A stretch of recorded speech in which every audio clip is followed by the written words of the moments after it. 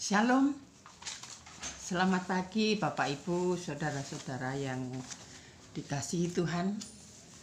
Bertemu lagi dengan saya dalam Mimbar Gemar edisi tanggal 2 Oktober tahun 2024. Bacaan kita hari ini terambil dari Mazmur pasal 31 ayat yang kedua sampai yang ke-9.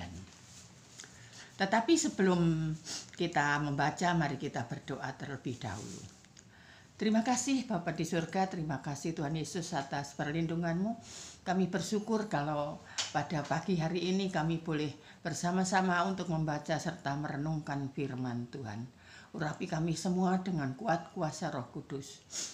Terima kasih Bapa, dalam nama Tuhan Yesus Kristus, sama mohon penyertaan serta perlindungan Tuhan.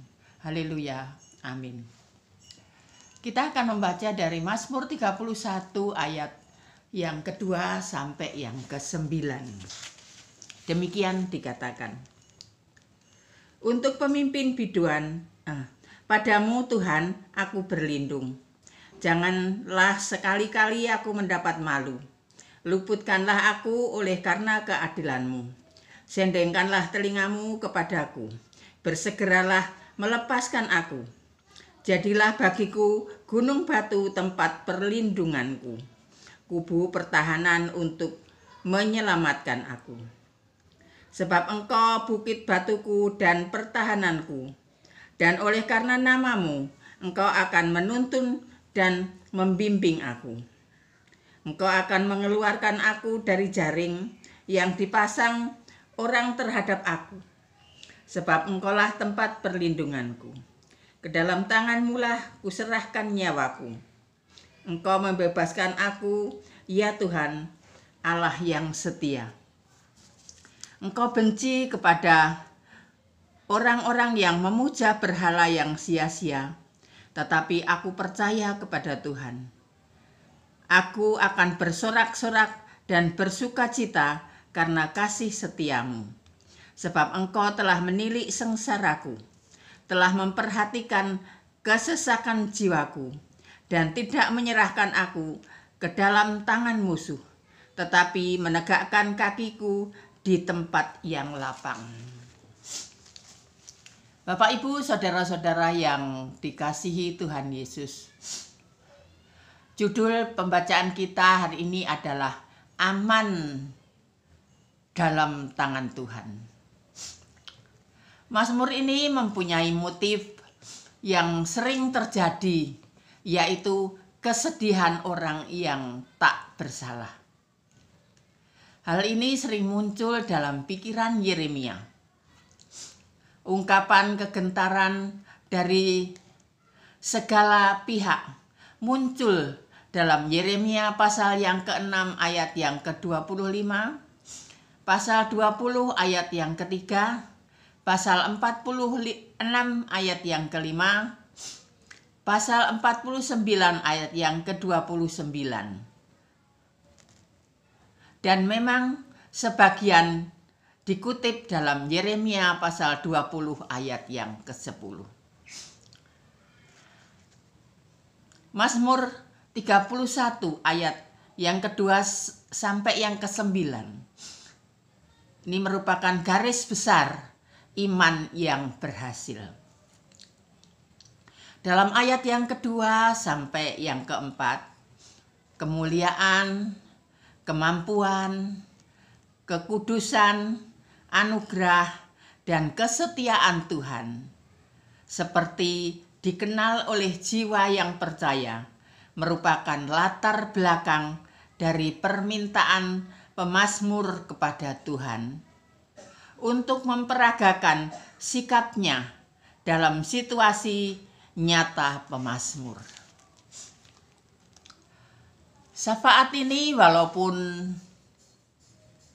sangat mendesak, namun tetap mengandung kedamaian karena kepercayaan yang penuh kepada Tuhan yang dinyatakan demikian bersemangat dalam kata pembukaan.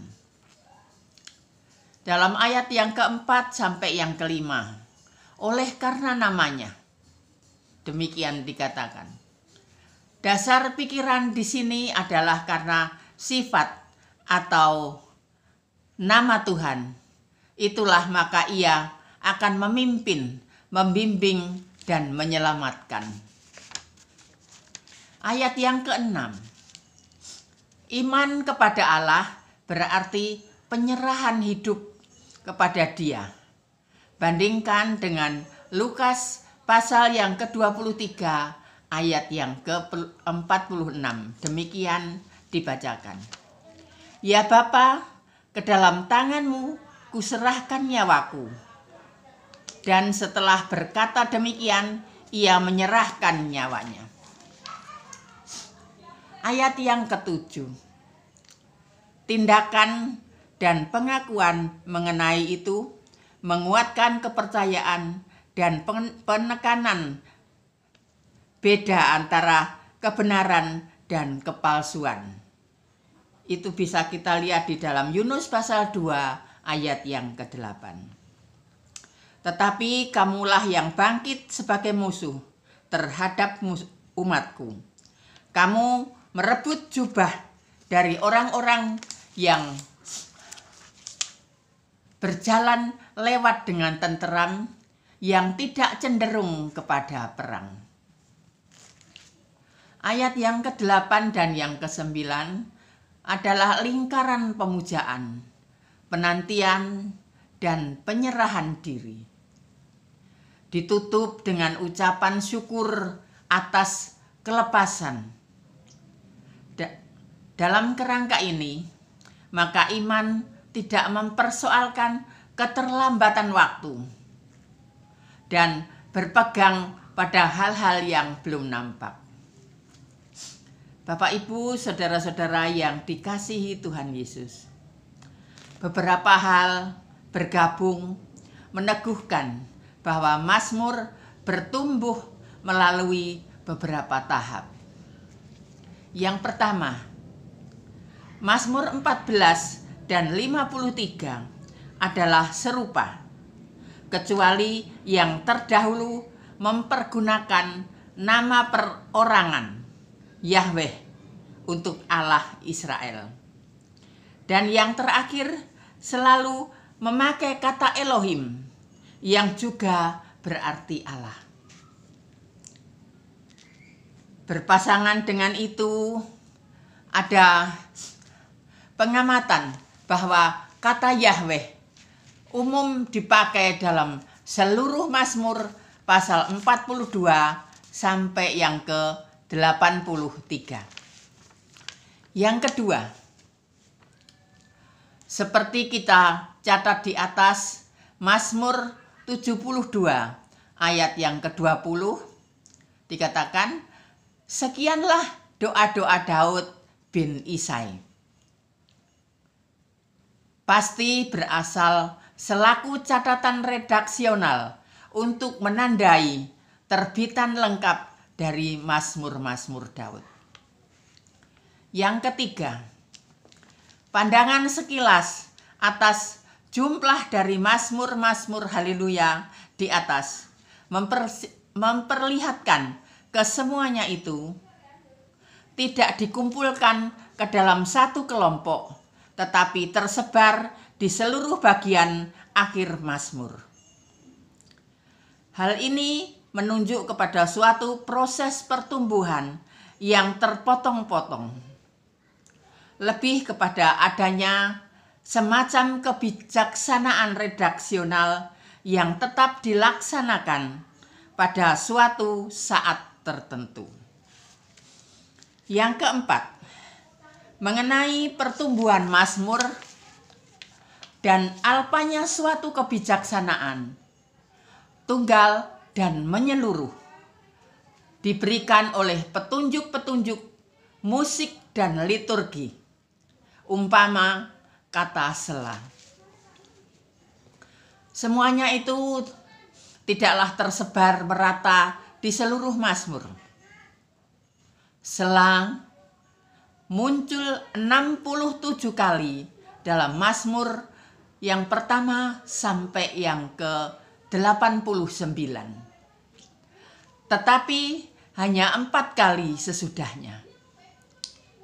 Yang kelima, oleh karena tangan siapapun dan dalam tekanan apa saja ia dibentuk. Kita mempunyai 150 pasal Mazmur yang disusun menjadi 5 kitab. Barangkali dengan maksud tertentu untuk menandingi kelima kitab Taurat dengan kelima kitab puji-pujian. Pembagian antara kitab-kitab ini ditandai oleh suatu doksologi yang ditambahkan secara redaksional. Tidak ada doksologi di akhir Mazmur. Mungkin karena Mazmur 150 dalam dirinya mempersembahkan suatu seruan puji-pujian yang mengakhiri secara layak baik kelima kitab maupun seluruh kumpulan Mazmur. Bapak, Ibu, saudara-saudara yang dikasihi Tuhan Yesus, dalam ayat 2 dikatakan, luputkanlah aku. Mazmur ini adalah doa yang sangat pribadi, yang mengungkapkan kesesakan dan ratapan karena musuh. Itu kita bisa lihat di ayat yang kelima dan yang ke-9. Karena penyakit, bisa dilihat di ayat yang ke-10 dan yang ke-11.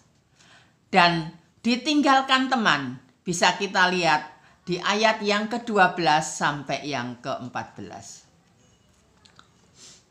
Yeremia menggunakan anak kalimat dari Mazmur itu, ayat yang ke-14, untuk mengungkapkan kesedihan dan ketakutannya.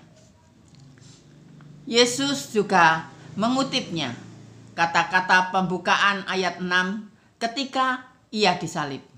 Seperti sudah kita baca di depan tadi dari Lukas 23 ayat yang ke-46. Doa ini mengungkapkan jeritan hati semua orang percaya yang menderita kesengsaraan karena penyakit, kesulitan, dan penderitaan maupun penindasan dari dunia atau musuh kebenaran. Bapak, Ibu, saudara-saudara yang dikasihi Tuhan Yesus, doa ini menyatakan pada saat kesukaran hebat, kita dapat bersembunyi dalam naungan wajahnya. Itu bisa kita lihat di ayat yang ke-21. Dalam pasal 31 ayat yang ke-6, ke dalam tanganmu kuserahkan nyawamu. Inilah kata-kata terakhir Yesus sebelum kematiannya. Atau juga di dalam Lukas pasal 23 ayat yang ke-46.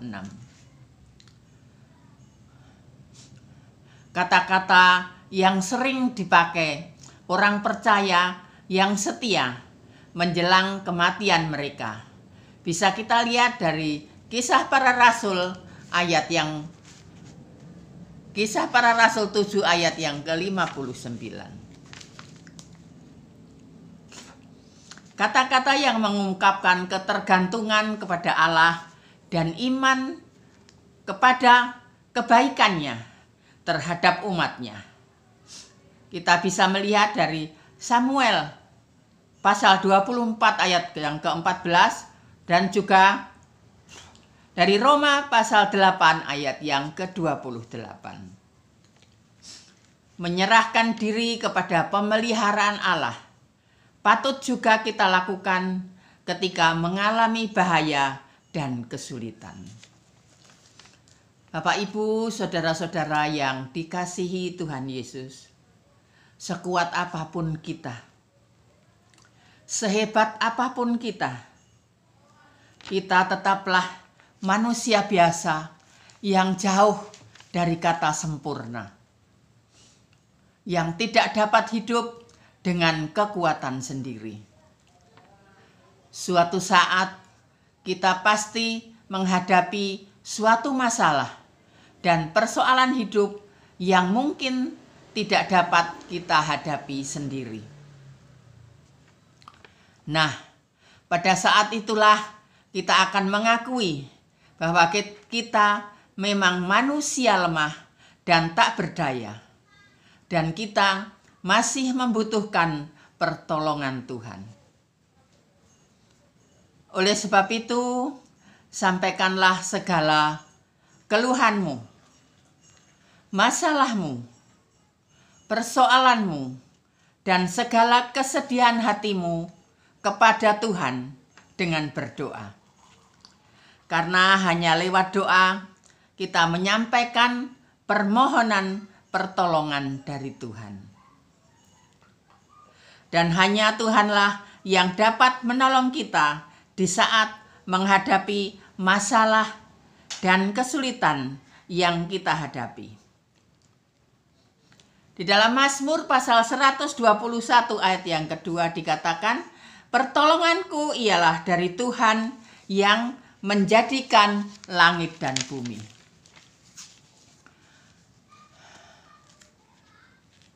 Dan Tuhanlah yang akan memenuhi segala kebutuhan kita.